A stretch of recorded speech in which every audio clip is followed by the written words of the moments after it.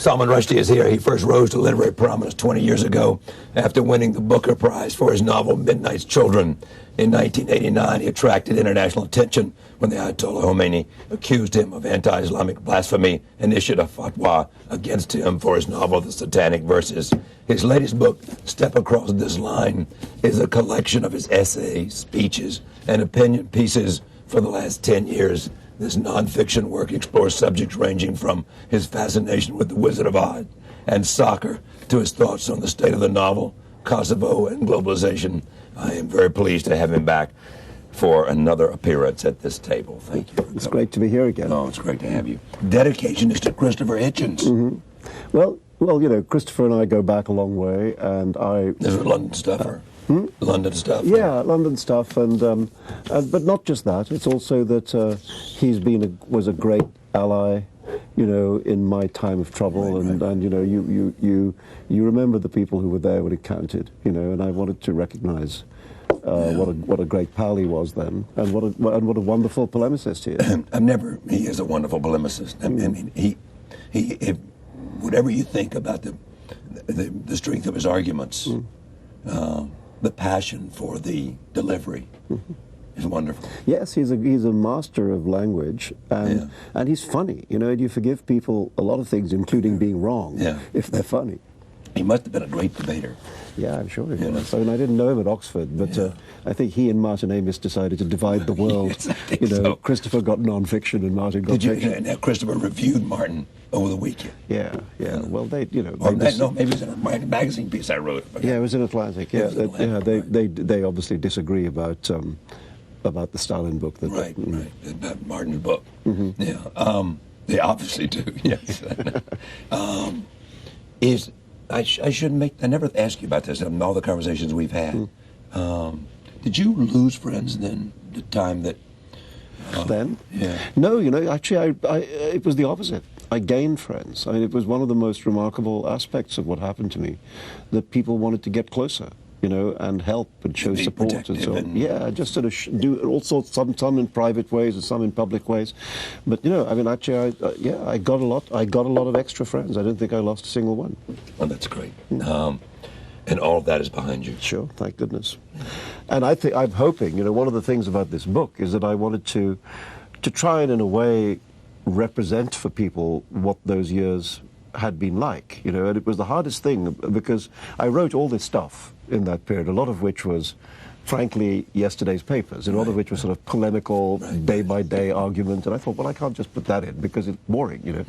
Yeah. So, in a way, the bit of the book that's most reworked, that's most kind of creatively made, you know, is the long section which deals with what I call messages from the plague years, and I hope by the end of it, it's whatever it is, 60 or 70 pages now, if people read that, they should get a sense of what it was like, not just politically, not just in terms of, you know, the great ideas that we were fighting for and so on, but also kind of personally what it was like to be me going through that. And I think it's the closest I'll ever get to autobiography for a really long time. But I hope also... You mean this part? That part, you know, part 2 of the book, which deals... Because you'll ever get to autobiography. Yeah, because who needs an autobiography, you know, and I've got books to write, which I'm much more engaged by than just telling my story.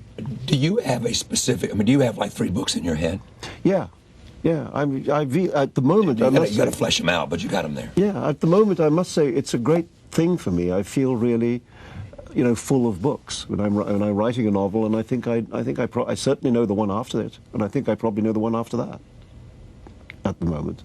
Wow. So, but do you think about them? Yeah, all the time. Would you go home if you had a thought that might apply to the one that's second or third? Absolutely. Yeah, no, I mean, I'm doing all that. I've got all these files building up for, you know, books to write. Oh, that's great. You know, and I mean, it never happened to me before. You know, I mean, normally, if I know the book I'm working on, that, you know, that's more than enough. But this time, suddenly, I've got this kind of project, you know, and it feels great. It feels like having a job. Yeah, it must be great for a novelist because I constantly, you know, having a reasonably active life, constantly see scenes because of what I do. It's like, that would be a great scene for a movie. You see two people interacting, or you just see something that's extraordinarily interesting, different, beautiful, ugly, horrendous. No, well, it's sort of what happened with Fury was that was supposed to be a future book. You know, I was actually working on the book that I'm working on now. Right. And then this other book, which I'd been making notes for, thinking that's an interesting thing, I might come to that, suddenly started insisting. And it jumped the queue, you know. It forced its way to the front of the line, you know. So that's what happens if you are, you know, lucky enough to have 2 or 3 things on the boil. Sometimes they don't happen in the order they're supposed to. I know, I can do a great imagination of where these are things we call ideas. They say, I'm next. Oh, no. Yeah. I'm next. Because my time has come. Exactly. Circumstances dictate. I'm sorry. Circumstances didn't get you. Deserve that I be. Yeah. No, it's like, you know, when I remember I was a friend of the great Italian writer Italo Calvino. Right. And when he died, his widow told me he had 7 works in progress. You know, because he was unlike me. He could actually write 7 books at the same time. You know, he'd decide today. I couldn't see how anybody could do that. How would you do that? You know, the scale of mental and imaginative discipline required to do that is unimaginable. But he would literally have 7 books on the go, and he'd go to that desk, say, well, now I'll do this one, and do a page of that, and then he'd do a page of that one. And, I don't know how to do that. So, now, are there common themes in this thing when you look at a body of work? Well, that's in a way the thing that I hoped would happen, because I think it happened with my first book of essays, Imaginary Homelands, and I really wanted it not just to be a kind of rag bag, you know, of bits. And I think the common themes are, well, first of all, the thing that I always bang on about, which is migration and its place in the world, you know, how we all, these days, more and more of us start in one place and end in another, and that journey becomes a kind of defining aspect of ourselves, you know. And, you know, The Wizard of Oz is about that too. You know, The Wizard of Oz is about, you know, coming from Kansas and ending up in Oz, you know, coming from black and white and ending up in Technicolor, you know, and along the way kind of growing up.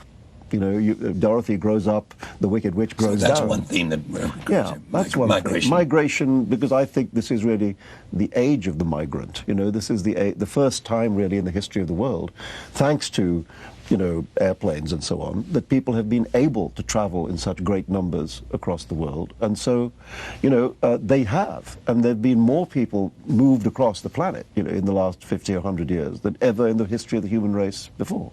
So it's made a great shift. I mean, look at New York City. I mean, it's one of the things that attracts me to New York City, you know, is that it's the city in which everybody has a journey behind them.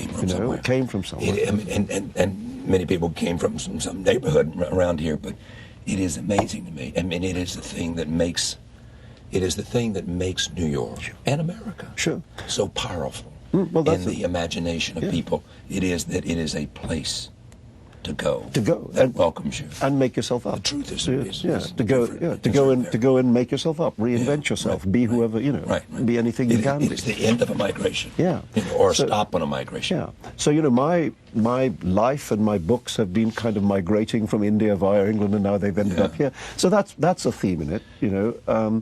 Clearly, the other theme in it is the one which, in a way, got given to me, you know, by my life, which is you know, the conflict between freedom and unfreedom, the conflict between broad-mindedness and narrow-mindedness, between open societies and closed societies, between fanaticism and tolerance, etc. You know, I mean, I've had to kind of live that, you know, and so naturally that has leaked into quite a lot of what I've written. It's just true about most writers, because some critics have said Rushdie is always rewriting the same themes. Yeah, well, William Faulkner wrote about a piece of the earth the size of this table. Yes, Mississippi, yes, right. Yeah, I mean, so what I'm saying is that there are things that a writer can't escape because they are a part of his makeup. Yeah. You know, there are other things he can't escape because they're a deep part of what happened to him. Yeah, and because he can never, because he finds them endlessly. The deeper he gets, the more enthralled he becomes. And your relationship with your subject changes because you get older. Exactly. You get older. Things happen to you. You rethink things. The world makes you rethink things. You know, and so with any luck, the books are not repetitive. They just come at things from endlessly different perspectives. But, you know, if you look at, I'm criticized for both things. I'm criticized for writing the same book all the time, and I'm criticized for never writing the same book all the time. You know, so I write a novel about rock and roll. They say, what's he writing about rock and roll for? You know? Exactly. So you get it both ways. I mean, the point is, there are people who respond to your work, and there are people who don't. And if you're lucky, as I have been lucky, the people who do respond to your work are, you know, plentiful enough to make a living. Have you ever had writer's block? Not as such, no. I've had the closest I ever came to it was actually, for obvious reasons, after the Khomeini fatwa. Right. It was what happened was, for the first time, my conviction that what I wanted to do in my life was to be a writer was shaken.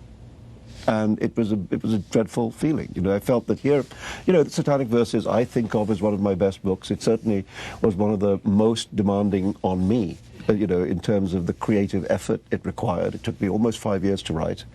And, you know, you write with your best self, really. You try and put your absolutely the best of your mind and heart and spirit into what you do. And I felt, what I did all that and then this happened, you know, that's what you get. For making such an effort, and I thought, well, maybe it would be good to be not a writer. Maybe it would be good to be, you know, a bus conductor. And I felt very disillusioned with my field of work, you know. And how long did this last?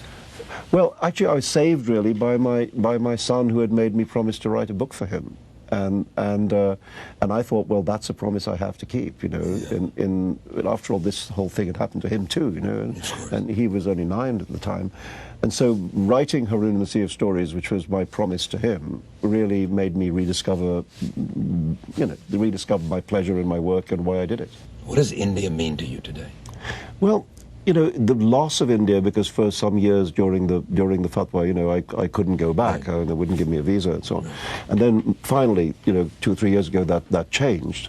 And it just felt like healing, in a way, the deepest wound, you know, of those years. Because, you know, it's where I come from. It's my parents are Indian, I'm Indian, I was born Indian, my DNA is Indian.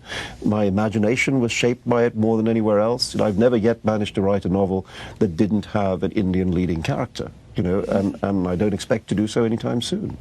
So it's, you know, of all these different perspectives that my life has given me, you know, whether it's India or Pakistan or England or the United States or whatever, India is the primary perspective, you know. I mean, that's where I really see things from, because, you know, the place you're... So, at a first definition... Indian writer. Indian writer. But Indian is... Yeah, I think so. I mean, it's one of those things which, as you go through life, sometimes you feel more, you know, Indian, sometimes you feel more your migrated self, you know, you feel more like a Londoner or a New Yorker or whatever it is, but the thing that keeps coming back is where you were born and raised, you know, and I think that, I think the place you were a child, the place you grew up. I mean, I saw 60 Minutes on Sunday, and there were these Afghans who had fled Afghanistan because of the Taliban. And they were coming back. And why do you come back? No, because it's home. It's home. It's home. Yeah. You know, and the Taliban had destroyed everything. Yeah. Well, you're going to go they back. They came back because it was home. Yeah, they're going to go back to rebuild it. You know, no doubt they feel, or they hope. You know, home. Home is a weird idea nowadays because, you know, because of the migration phenomenon, many of us lose that sense of a real, defined, rooted home. You know, home is where you hang your hat. You know, home is the life you make for yourself. But there is that other pull. I mean, I've written a lot in my life about the pull of away. You know, the pull of migration, the pull to go somewhere and make something of your life. You know, but there's also the opposite pull, which is the pull of home. Yeah. You know, and both those things pull on us, and they tug us back and forth. They sure do. You know. Tell me about the war on terrorism and how you see it, because you have written, that it will only end when terrorists believe that terrorism is more damaging than American values to them. Well, when Muslim societies start thinking that, you know, if you look, there's an easy parallel, which is what's been happening or beginning to happen in Northern Ireland. You know, one of the things that drove the IRA to the peace table was that their own constituency got sick of what they were doing. That's to say that the Northern Irish Catholic community got sick of living in a world that kept blowing up.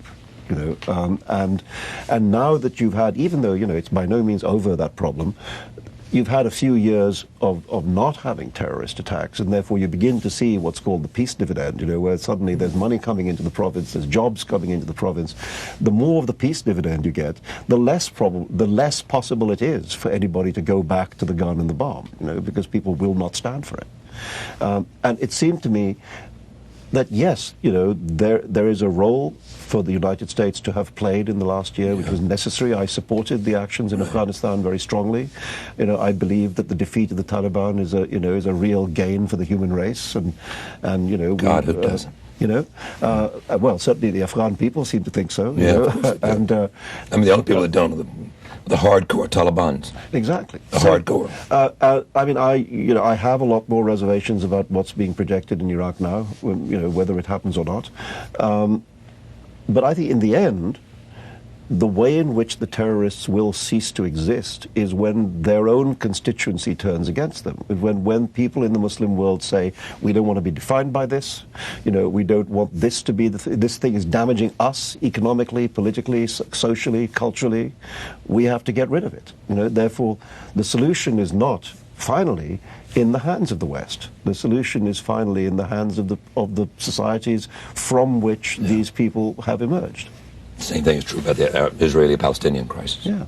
In the end, people have to solve their own problems. And have to come to the conclusion this is more damaging. Yeah, they've got to work out that they are not being well served by the way this is going. Step across this line. Why is that the title?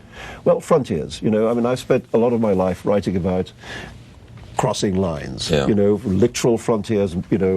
Lines of taboo. Can't say this. Can't go there. Right. Mustn't talk like that. Step across that line. Step across that line. If in doubt, step across it. I believe that if it's a choice, you're more often, and I've said often, you are more often well served by saying yes rather than no. Mm-hmm. Yeah, I've just found it in my life. Every time anybody says don't, I find myself irresistibly drawn to doing it. Me too, unfortunately. Thank you very much. Thanks. Salman Rushdie, Step Across This Line, collected nonfiction, 1992, 2002. Thank you for joining us. See you next time.